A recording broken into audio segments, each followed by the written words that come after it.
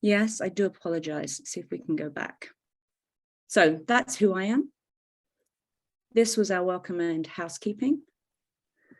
And now I'd like to introduce our panelists.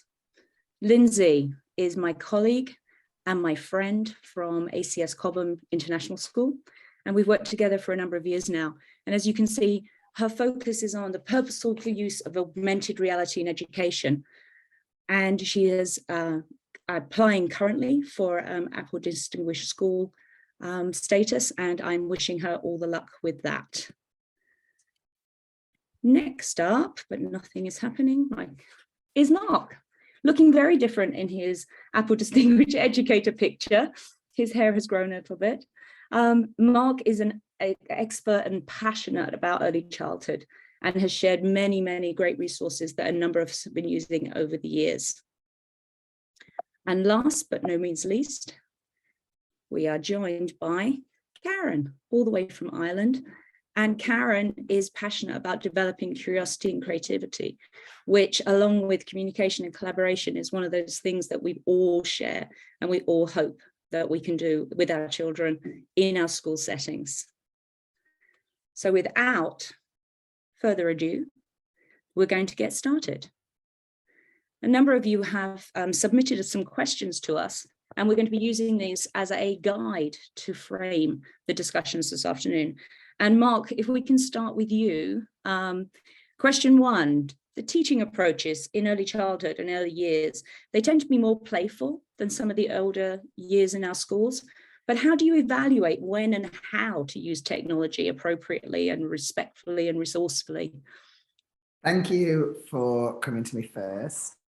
I think the play-based approach in early years is what makes us so unique.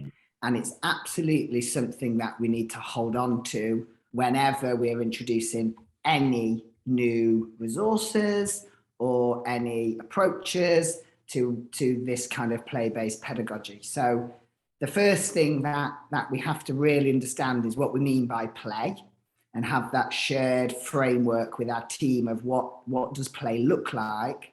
And then when we think about technology, how can we take those principles of play and use technology in that playful way?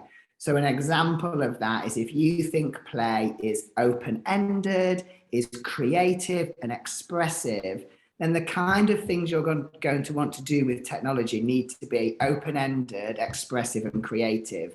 So I'm straight away thinking something like photography is an open-ended, creative media experience where children can learn things about perspectives or light and dark and shadows and patterns, and take photographs and create in that art form.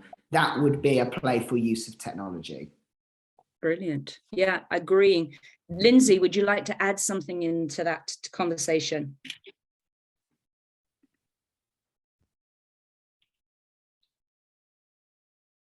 Lyndsey, we can't hear you. Thank you. It's one of those days. I completely agree with Marc. I think the idea of play is sometimes always stigmatized as it's something just for little ones, but actually when you offer play in an exploratory way, I think that can be really quite empowering for older students to also get involved, and alleviates a lot of the pressure of it being, it's a standardized environment where it's very academic, where the use of technology can be through more of an exploratory use, especially when it comes to how they're going to express themselves. Mm-hmm. And very much, that's what we're doing in our schools. Karen, how does that relate to what you're doing with your charges that you're working with? So I think I always evaluate whether I'm going to use technology based on whether it's purposeful or not.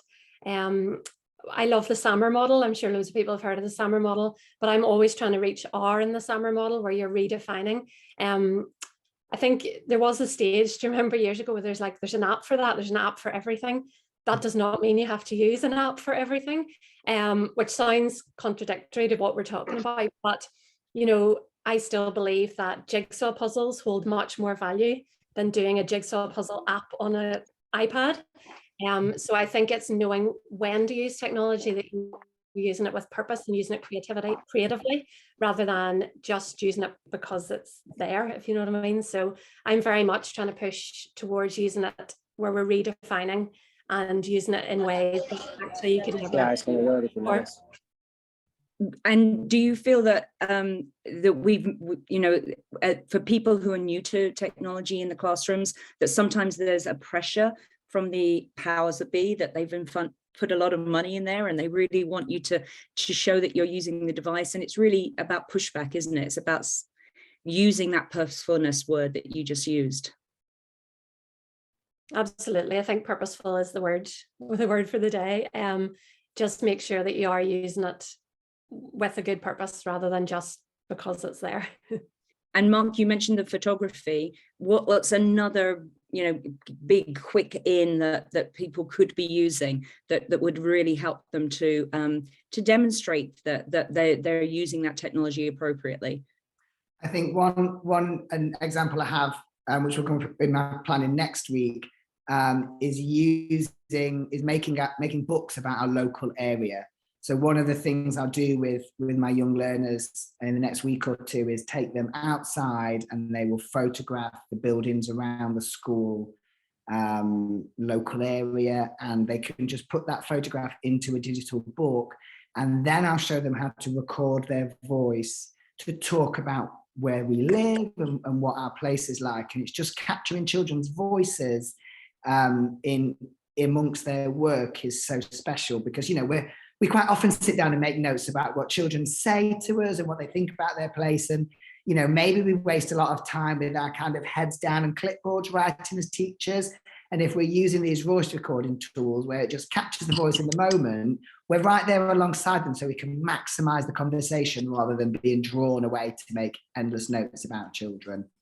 And do you feel, just a follow-up question on that, do you feel that what is the age that you would be doing that with? Because sometimes teachers get very frightened and feel, oh no, they have to be a certain age before you can do that. My children are 4 years old and they've started school today. Right, so already you're getting them involved, out and about, you taking those pictures. Yeah, fantastic. Now, Lyndsey, I know I've been into your classroom, so I've been lucky. I've been able to see what you do. But how are you able to show the teachers that you're working with, and that you're, being able to evaluate that appropriate use of that technology for them?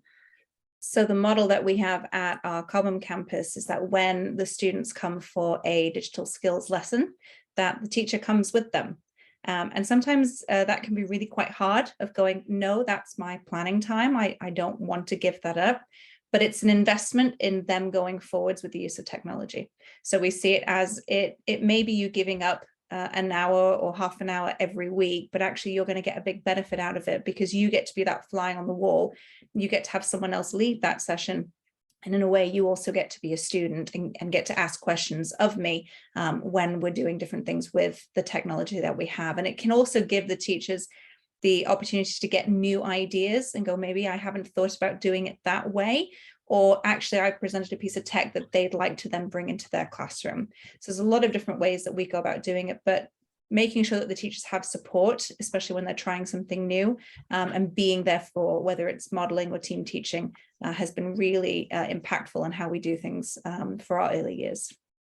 And although we're talking, all of you have kind of touched on what I would think iPads or some tablet could be able to do, that word technology is actually much broader, isn't it? So Karen, is there anything else within that technology word that you would like to touch upon for this playful stage of the teaching? Yeah, actually, I think one thing that we use that I think teachers of younger children are scared of is our 3D printer, which we start using in P2, which is age 5 and 6. At that stage, I'm doing obviously the creating the file in the background and send it to the printer, but they will start with just a very simple white slide on Seesaw, and they just use shapes. So I do it as part of my space topic, where the children are designing a space rocket and they design it with shapes. So if they do black shapes on a white background, as long as it all stays black and white, then they are able to get it to go to the printer, and I can send it as a darker is higher option, which makes the black print and the white not print. So that's one way that people are always amazed, whenever they walk past and see the children like creating on a 3D printer. It's fantastic. So that's definitely another way that we use technology, which they love. Fantastic. I think we could probably keep on with this conversation, but I think we better move on. So if I just pop on to question 2, which I think I probably did by accident earlier. So in your experience, distinguished panel, how has the use of technology tools helped to personalize that learning experience? We talked about it just a little bit in there, but could you expand on that? And Karen, could I come to you first on this one? I think lockdown taught us one thing, and that is how amazingly we can use technology to give a personal experience to children. And from that, we have taken a lot of what we learned through lockdown on how to personalize work. I know, Mark, you use Seesaw, don't you? And Lyndsey, I'm not sure if you're... Yeah, I do too.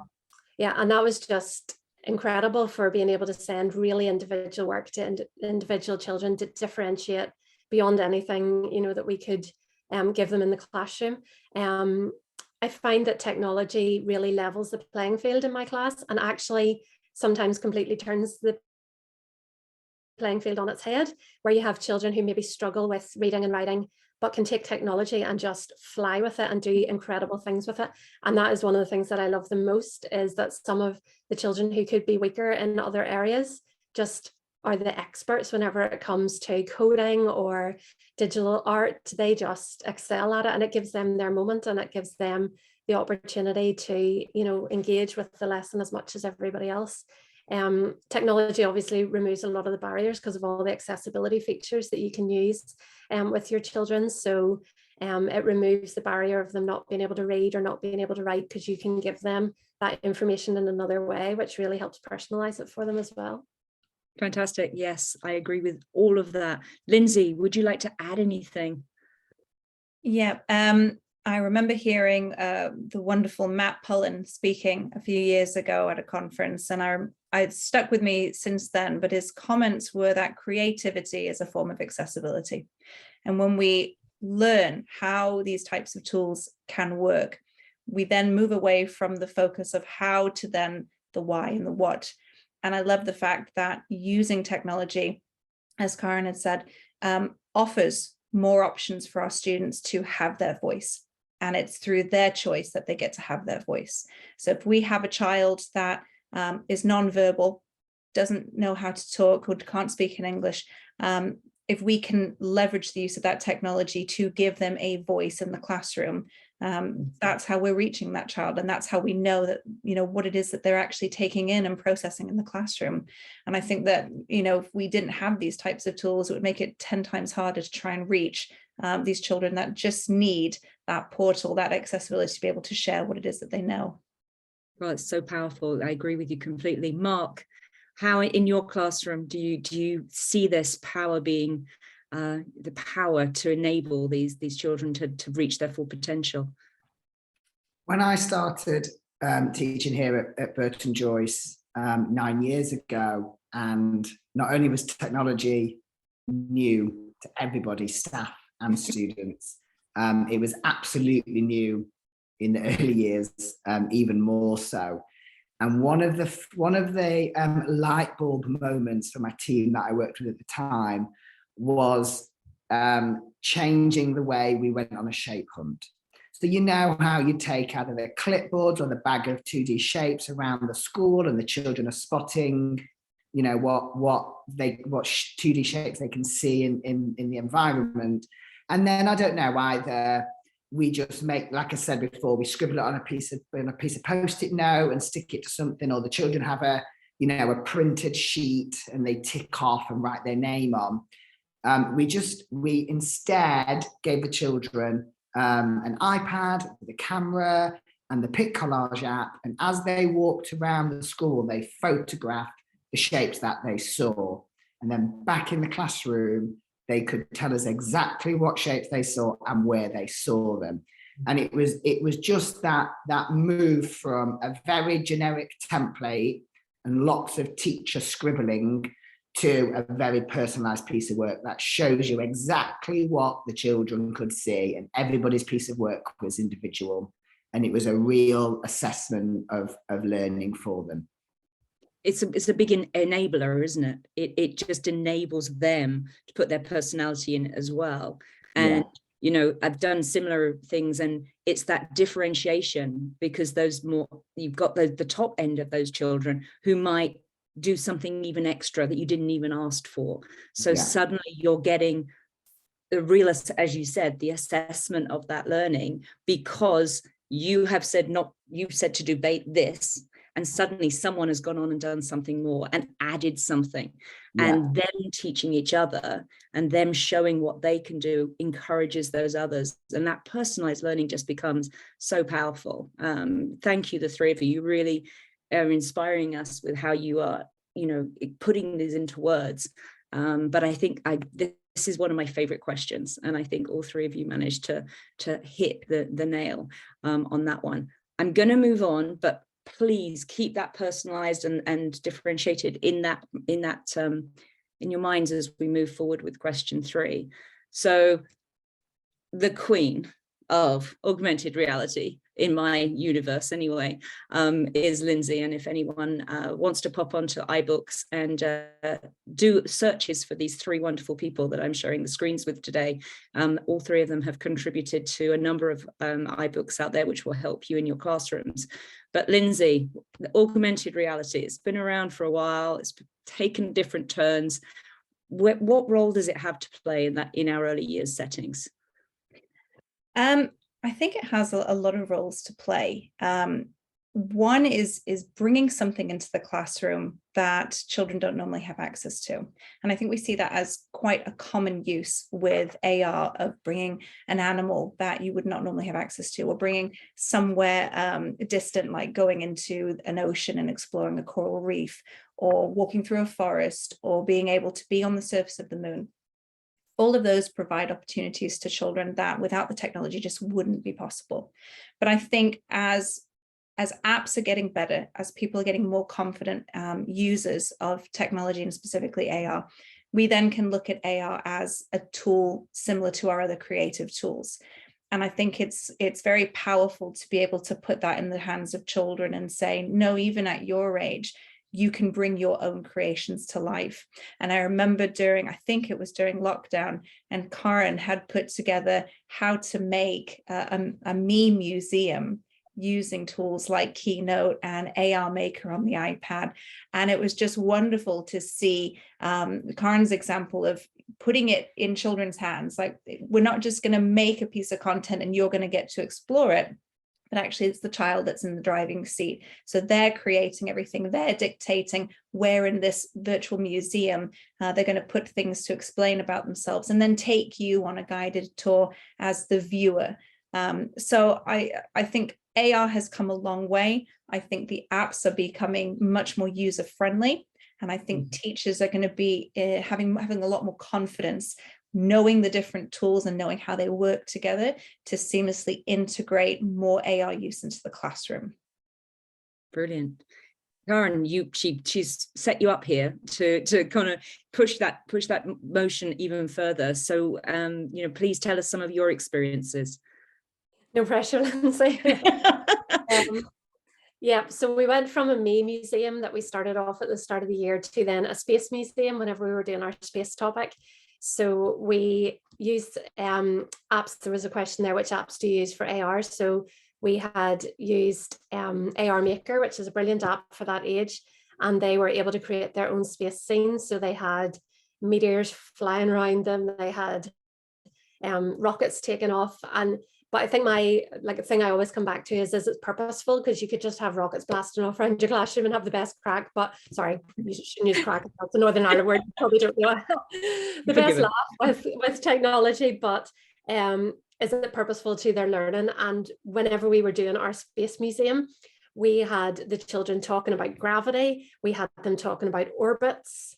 We had them talking about, what rockets do when they go up into space, whether it would be appropriate for the moon to be orbiting around something, or should it be orbiting that? Should the sun be moving? Lots of conversations about space came out of that.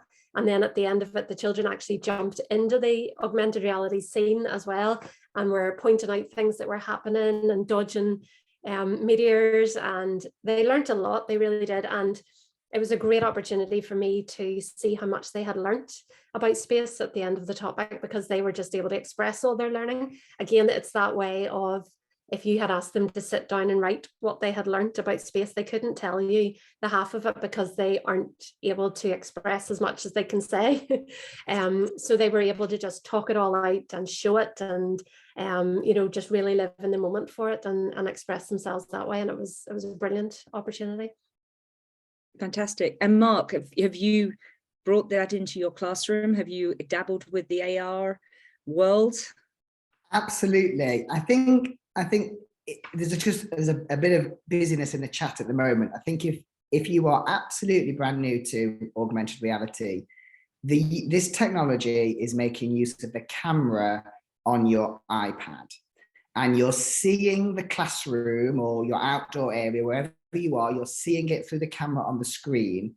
And the augmented reality is giving you 3D objects of what could be there in real life. So Karen's described space, which is something that I've done with my children. So they take their iPads outside with an augmented reality space app, and they can see the playground and the sky, the daylight sky on the screen in real time, but the augmented reality is showing them where the planets and stars and satellites are right now. And that's so powerful for our youngest learners, because space is such an abstract concept. Absolutely. My 4-year-olds do not believe me that the planets are there right now, because they can't see them, and young learners only believe what they can see. So to show them that's where Mars is right now, you just can't see it because the sun is shining, they then believe me, and they build a very early understanding of space and the planets around them, and it just unlocks that abstract concept to make it more concrete. I'm doing a very similar thing in a couple of weeks with the human body, because we teach the children about skeletons, and we're often like, feel your body, can you feel the bones, can you feel your back? And we're just using augmented reality to show them what a skeleton looks like on the camera in front of their body, so they can see each other proportionally, where all these bones are and how intricate they are, because there's bones you can't feel, and there they are, and they can see abstract things in a more concrete way. And that's my best use of augmented reality in the early years. I think one of the things that has always astounded me with technology is how it can show us things that the human eye can't see. And, whether or not it's photography and going in macro or magnifying, or whether it's slowing something down like a water drop and watching what happens when that water goes down. And I think the augmented reality, one of my favorites is the WWF forests one for my kindergarten, who do my 5-year-olds, when they do their rainforest. They may never ever visit a rainforest, but to be able to bring that rainforest into their classroom and let them walk through the woods and actually the trees and see the animals that live there. It's just, for the adults, it's amazing, but for the children, they just accept it. And they, as all of you have said, they just learn so much from it. And that's amazing. Thank you guys for keeping an eye on the chat. And I hope if you see things that you can touch upon and bring into your questions, that would be great. I'm going to move on, because we have one of my favorite areas, as Lyndsey knows, coming up next. And that is the coding. Something that was big a few years ago and is still around. So big question here, coding. It's rarely touched on in the early years, but what benefits do you see as educators to the learning when you do actually bring that C word, that coding word, into your classroom? Mark, I'm going to start with you on this one, if that's okay. Coding is my absolute favorite thing as well. I think to start with coding, we have to understand what the fundamentals of coding are. And it's things like spotting patterns, breaking problems down into simple steps. It's spotting when things have gone wrong, making changes to how we're approaching a task. And when you stop saying coding and start thinking of it in that way, we actually do a lot of that, don't we, in early years? We put things into order, into sequence. We put we bake and cook and make all the time, don't we? And we make mistakes and we correct them. So we're actually teaching a lot of the fundamentals of coding naturally in early years, because it's how we approach everything that we do in early learning. All it is for teachers is making that small step towards computer science. So you have that time of making a sandwich or making toast with jam or whatever it is, and you deliberately do things wrong and that. But then all you have to do is then start to put that into a sequence and understand the symbol process and start to play around with that. And then you can say, actually, robots work in a very similar way. You know, we have to tell them commands like this in the same order, and they will follow a sequence too. And you can just take those real examples that we've got and just up level it, just one or two steps towards programming. And what you get from that is children who are able to know that they are the ones in control of computers, that people program machines, and that very early understanding that they are in control and they make decisions, not the computer, not the devices. That is what is so powerful for children to take forward into Key Stage 1 and further into their learning. So, you know, my advice is have a look at a free teacher guide called Everyone Can Code Early Learners. If you pop that into your favorite search engine, it will bring a PDF download from apple.com. And it is packed full of those kind of real tasks that I've explained and how to take that step towards early computer science. And that's an amazing starting point for introducing coding. Brilliant. Karen, would you like to add anything from your Northern Ireland perspective? Yeah, so I actually trained as a computer programmer. That was my original degree before my PGCE. And I remember just before I started, or when I was applying for it, my dad has been talking to his friend who was in charge of the computer science degree. And one of my A levels was Latin. And he said to me, actually, your Latin A level is of more benefit to you than your computer science degree is for the computer programming side of things, because a lot of coding is nothing to do with the actual coding. It's the methodical step-by-step breaking down instructions. And that is, as Mark said, so much of what we do in our daily life without even realizing. I was also going to mention that Everyone Can Code. I do a great activity with my class at the start of the year where they have to tell me how to wash my hands, but I have to do exactly what they say. Like, it's hilarious. It's really, really good fun. It's definitely one gets their head into that way of keeping instructions short, precise, to the point, make sure you follow every single step. And it brings out so many skills in the children. We code from our very first year of primary school as well. So our children are learning coding right from the beginning of school. And just using all those mathematical skills, we have quite a high focus this year on problem solving in school. And that just ticks all the boxes for problem solving. When something goes wrong, what did I do? Why did that happen? Let's go back and fix it. It brings out so much teamwork in the children, where you find them off huddled around an iPad going, right here, what did you do there? Let's figure that out, try and get it working again. So like coding is so much more than coding. There's so many abilities that come out of that as well.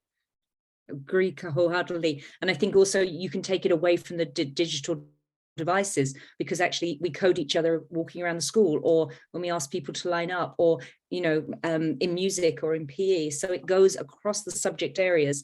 And I love it when the students make connections, like, oh, we're editing like we do when we edit our writing. And you go, yeah, that's exactly it. Editing is debugging, and we just use the different word for different areas of the curriculum. Lyndsey, would you like to add something to this question?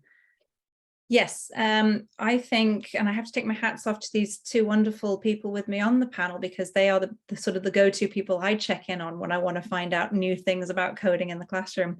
But from what I've seen in the last sort of 5 years, I, much like the use of AI, really like the fact that coding has become more accessible to more people. So for those that are not confident with it, it's become much simpler to try and bring elements of it into the classroom. So doing the daily things like having your routine and your schedule, and having a part of the schedule missing, and going, okay, how can we debug this? What do we think is missing? How can we fix that? But also relating it to math has been a big part of getting people on board with what coding actually is, and seeing what the benefits are, that if you build a coding mindset where students are critical thinkers and are problem solvers, it then lends itself really nicely to other areas in their schooling where you're applying those exact same skills. Absolutely. And I think, as you said, similar to AR, I think it's an area that many teachers and educators have been a little bit concerned by the word. And I think if we move away from the word and look out for those fantastic resources that you've mentioned, and again, I'd plug all of the Everyone Can Create books that Apple produced, because they all have something, and there's particular ones for the early years, because they will give you an entry, won't they? And build up your confidence, which is always a great thing to do. We're going to move on to one that I think the pandemic never seems to go away. It was something that probably none of us foresaw when we all started teaching, however many years ago that was for all of us. But we have been through, the last 3 years have been really quite crazy. So, Karen, you mentioned earlier that you felt that it had, that it helped with, you were able to use through the pandemic, you were able to personalize, particularly all 4 of us use Seesaw, and that's been a great resource for us. What other changes have you seen and have come out of that terrible time that we were all at home? Yeah, it's hard to believe, isn't it? When you see photos, when you look back on photos and you see what we were doing, it was a crazy time. One big learning point for me that came out of it was giving children more choice in how they express their learning. So I suppose in the classroom, you can be very sort of, right, everybody's going to do this, or, this group's going to do this. Does it matter how a child expresses their learning? If it's through a photograph, a video, their voice recording, they draw a picture. And that has been my big takeaway from it, was when we were sending work home to our children, they were all on all sorts of different devices. They were, jumping on mum's phone after work. They were doing it at all different times on all different, and you couldn't get a level playing field of what anybody was doing. So you couldn't say, do this. You had to say, maybe you'll do this, or maybe you'll choose this. And giving that choice to the children was like, brought so many smiles to my face in the midst of all the chaos, because you were seeing them express their learning in the way that best suited them. Perhaps they took it outdoors and they were drawing with chalk on the ground, and then they sent you a photograph of it, or perhaps they made you a video of it, or they went in and drew you a picture on Seesaw and sent you. They just were able to express themselves so much more in so many different ways. So that has been a big takeaway from me, that I am keen to keep going, is given that freedom of choice. Whenever you say to children, here's what I want you to tell me, what you know, you decide how you're going to express that and how you're going to share that with me. I would agree completely. I think that definitely changed all of us, including teachers, of how we were asking things to be done, because we had to think about that. Lyndsey, from your perspective, how has that impacted you now coming back to school? I think it's impacted, for my day-to-day, I mainly work to support our teaching staff. And what I've seen as an effect of the pandemic is teachers realizing what their limitations have been, and recognizing, okay, I actually can't put this off anymore. I know that I've been reluctant to maybe engage with this, but now I see what the purpose of it is going to be, and I really need to upskill myself. And by proxy, we've also seen that with parents, where parents are becoming much more engaged in what their children are doing with technology. And it's also changing their mindset of, when we have technology in the classroom, what the children are actually doing with it. We were fortunate enough to be able to send devices home with our early years. And it, in a way, may have pushed some parents out of their comfort zone of that a tool like an iPad is for passive engagement. and that when we have one at home for personal use, and our kids playing games or watching a movie, whereas when the school iPads came home, now the kids are actually being creative and they're engaging their brain in a different way. And that, I hope, has helped change the mindsets of parents who are now more willing to engage in the different ways that we can leverage the power of technology. Fantastic. Mark, how The have you only thing noticed that I it? can add, which is, this is not scripted in any way, let me tell you. It's so beautiful for you to talk about parent engagement, because what we have changed is how much we value parents' contribution to children's learning. Parent partnerships are fundamental in the early years, but the pandemic taught us how much more we can utilize parents in the classroom, and just simply by opening up our Tapestry, we use a service called Tapestry to our families. They are able now to send us work and experiences and photographs and videos from home. We are still making things like phonics videos each week to put on Tapestry, so parents can learn and show those videos alongside, week by week by week. As we're teaching in school, they can use those videos at home week by week in a systematic way. That's what we learned, and we just saw how our parents got on board with phonics and reading because of that content we was making. So we keep making it now. We're actually at a point where we made it all last year, so it's all saved and goes out again, because it's digital, so you don't have to keep remaking these things. But that is absolutely what we've learned, is how to maximize parent partnerships and keep learning in a systematic way between school and home. Well, and thank you, because I think that segments beautifully into our very last question, which is all about the parent concerns. And, I do think we've been down this road for a long time now, and I think more and more parents are aware of that we're using technology in a purposeful way to extend and enhance the learning of our young learners. But Mark, just continuing with that, is there any other way that, apart from opening up Tapestry to parents can send you information as well as you send them, is there anything else you've done within your school to kind of ensure that partnership is a continuing thing that is going to move forward as we go into 22 to 23? It's online safety is a huge concern as children grow up with these tools around them, and we can't ignore it. And we're telling all the success stories. There are traumatic things happening when young children have access to devices, and we can't ignore it. The theme of the in September, when children start school from 4 to 11, we start with system security and privacy. And that's what we're teaching in our online safety lessons. And one of the first things we do is everybody signs the acceptable use agreement in school, but we signpost our parents to resources from internetmatters.org, and they have like home agreements and family charters, because we feel, teachers that aren't confident in technology have fears of using it in the classroom. Parents will have that 10 times more. They will be frightened of all the horrible things that can happen online, and it switches them off, and they don't know where to find help. So if, just simply saying, start here, set rules, this is a good framework to follow at home, it helps build confidence. It gives a framework, and then we can talk about that together. It gives us common language too. Brilliant. Digital literacy is what we call it, e-safety. It's got lots of different names in different countries, but I think you're right, that's a great starting point. Karen, from your viewpoint, how are you addressing these parent concerns?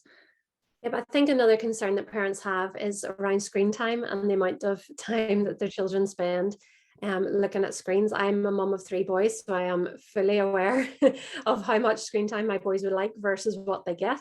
And I think we're very keen to ensure that parents know that we will use the iPads or whatever technology it is in our classroom for a purpose, and we know when to put it away.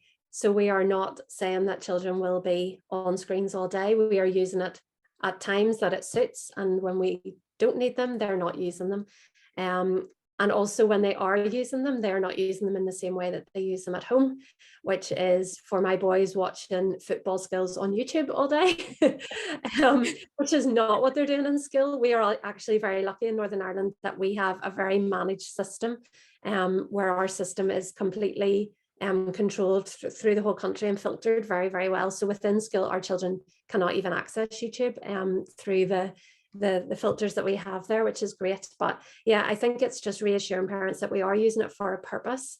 And I think the more you share that home as well, parents then begin to see that. So I would send a lot of photographs and a lot of explanations about how we're using technology, and then they can see that actually, no, they're not just sitting watching football videos on YouTube, thankfully. Absolutely. Lyndsey, we have a very strong, I work closely with your colleague Hayden, we have a very strong digital literacy and a digital citizenship program.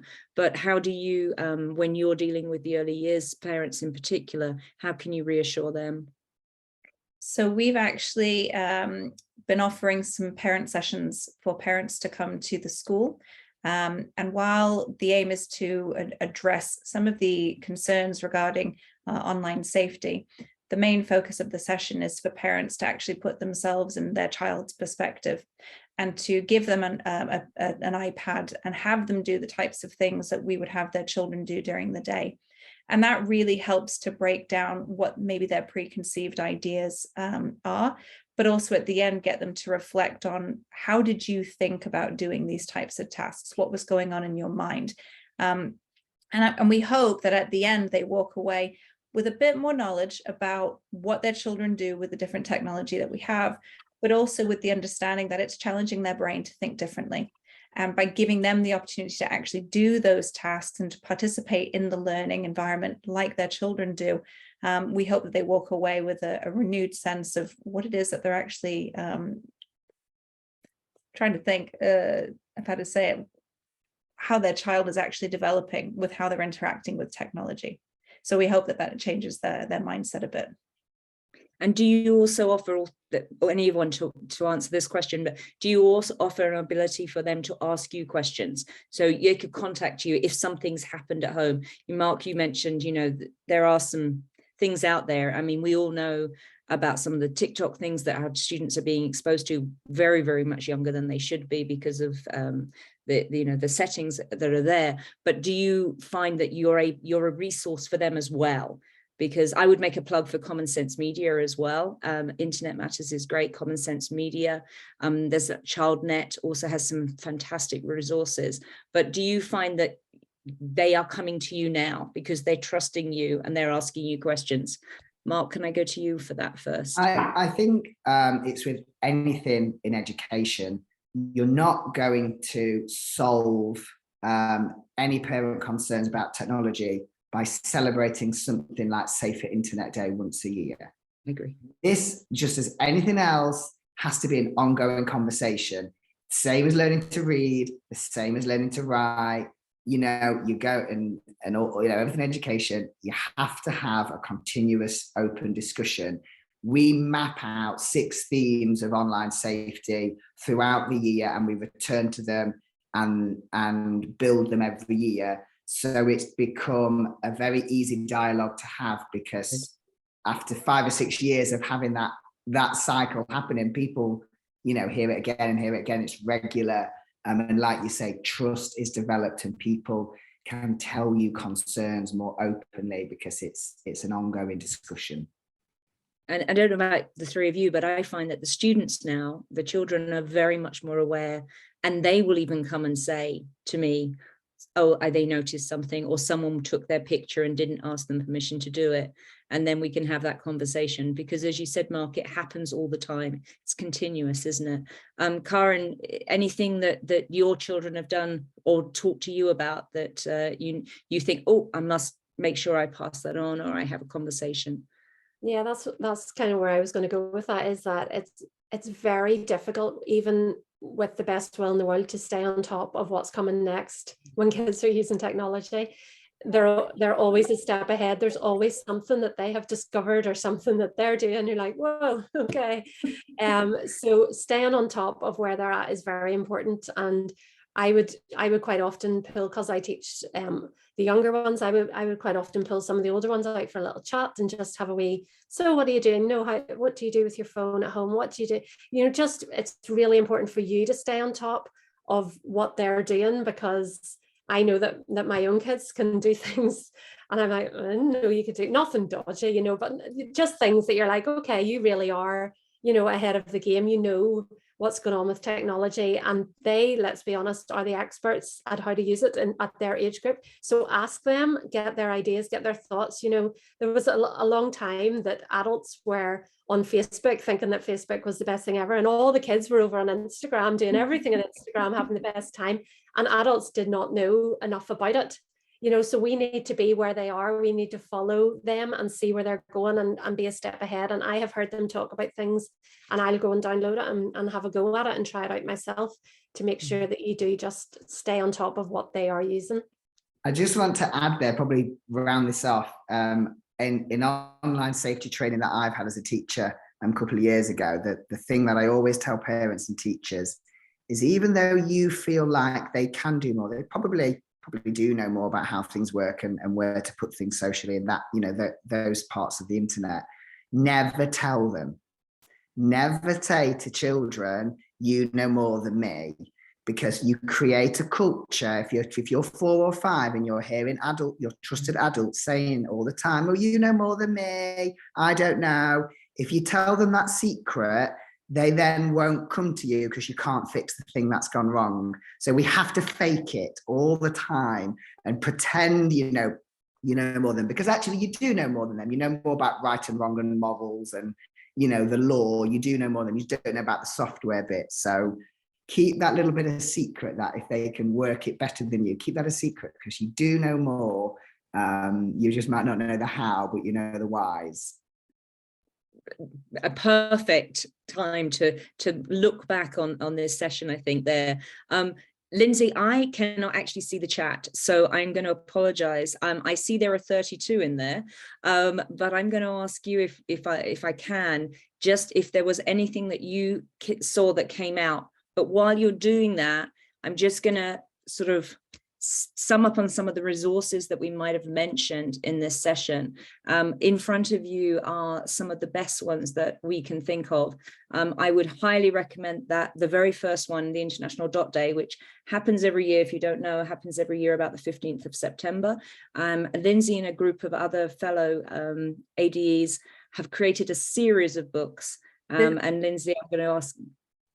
Sorry, go ahead. Go on, Lyndsey. I'm going to just, so please check those out, because those are excellent resources. They have AR in them, they have photography, they have keynote examples in there that you can all bring in.